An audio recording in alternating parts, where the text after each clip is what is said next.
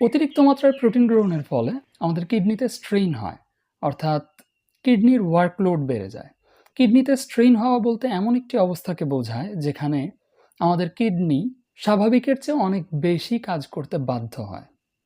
এর মানে হচ্ছে কিডনির ওয়ার্কলোড বেড়ে যায় বা গ্লোমেরুলার ফিল্ট্রেশন রেট অর্থাৎ জিএফআর বেড়ে যায়, যার ফলে কিডনিতে অতিরিক্ত চাপ পড়ে এবং এটা দীর্ঘমেয়াদে কিডনির জন্য ক্ষতির কারণ হতে পারে।